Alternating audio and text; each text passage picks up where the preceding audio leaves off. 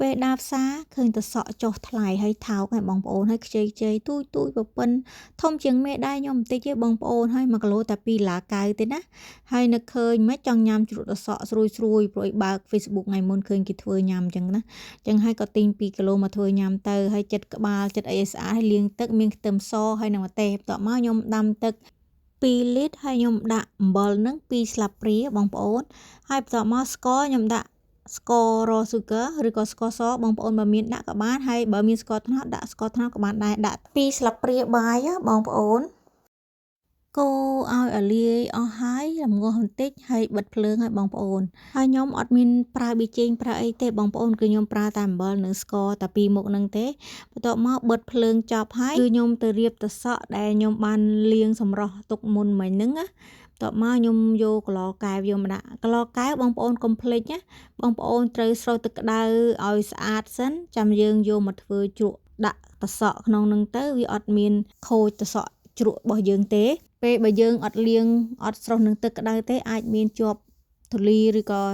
ជាប់ជាតិខ្លាញ់ឬក៏ជាតិអីផ្សេងដែលយើងធ្លាប់ត្រាំអីពីមុនដាក់អីពីមុនអញ្ចឹងណាបងប្អូនប៉ុន្តែបើបងប្អូនមាន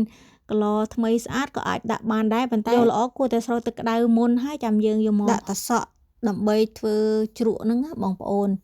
រៀបចូលឲ្យពេញគីឡទៅបងប្អូនគឺ2គីឡូសក់របស់ខ្ញុំហើយនឹងកែវខ្ញុំហ្នឹងគឺល្មម1គីឡនឹងតែម្ដងហើយដាក់មកពេញមាត់កែវនឹងតែម្ដងហើយ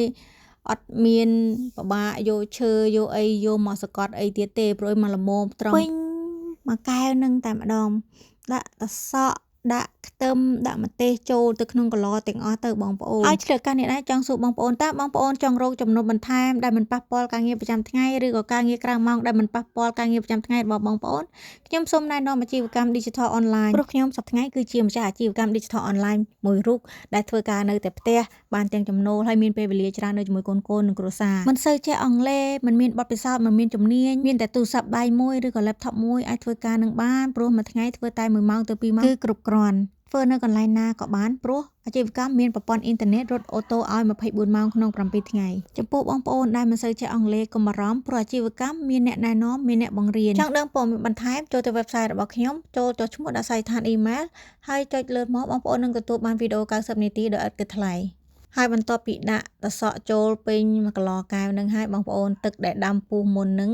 គឺចាក់ចូលទាំងក្តៅនឹងតែម្ដងហើយបងប្អូនកុំបារម្ភថាចាក់ចូលទៅតសក់លលួយអីចឹងណាអត់ទេបងប្អូនចាក់ទាំងក្តៅអញ្ចឹងគឺតសក់ហ្នឹងគឺស្រួយល្អមែនតើណាបងប្អូនហើយទុកចំហឲ្យត្រជាក់ហើយចាំបងប្អូនគ្រប់គ្របហើយខ្ញុំទុក3ថ្ងៃបងប្អូនព្រោះអីនៅអូស្ត្រាលីនៅមែលប៊នអត់សូវក្តៅអញ្ចឹងហើយខ្ញុំទុក3ថ្ងៃបានឡើងជូរល្អបងប្អូនហើយមើលសម្បូរតសក់នេះទៅដឹងហើយបងប្អូនគឺល្អមែនទែនបងប្អូនហើយល្មមញ៉ាំមិនជូរពេកទេបងប្អូនខ្ញុំទុក3ថ្ងៃគឺល្មមតែម្ដងតសក់ល្អស្រួយល្អហើយអត់មានខូចទេបងប្អូនហើយសំបីតែខ្ទឹមសដែលខ្ញុំត្រាំជាមួយតសក់ហ្នឹងបងប្អូនក៏ឡើងពណ៌ខៀវល្អដែរហើយអត់មានកំពូលអត់មានធំអីទាំងអស់គឺឆ្ងាញ់មែនតើណាបងប្អូនហើយខ្ញុំគ្រាន់តែយកមកកាត់កង់ហើយខ្ញុំហាន់ម្ទេសនិងខ្ទឹមដែលខ្ញុំត្រាំជាមួយនឹងដាក់ចូលច្បល់ចូលគ្នាទៅហើយបើសិនជាបងប្អូនចង់បន្ថែមរសជាតិដូចជាស្ករឬក៏ប៊ីចេងអីចឹងអាចបន្ថែមបានតែសម្រាប់ខ្ញុំអត់មានបន្ថែមអីទៀតទេគឺខ្ញុំយកមកកាត់កង់ល្មមមកញ៉ាំជ្រក់តសក់គឺខ្ញុំធ្វើលើកទី1ឯងធ្លាប់តែមានរូបមន្តហើយផុសជារូបថតស្លឹករបៀបធ្វើជ្រក់តសក់ស្រូវប៉ុន្តែនេះមិនមែនតសក់ស្រូវទេបងប្អូនគឺនៅអូស្ត្រាលីនៅមែលប៊នមានតែតសក់នេះចឹងណាភាគច្រើនគឺធ្វើតសក់ហ្នឹងហើយបងប្អូនហើយ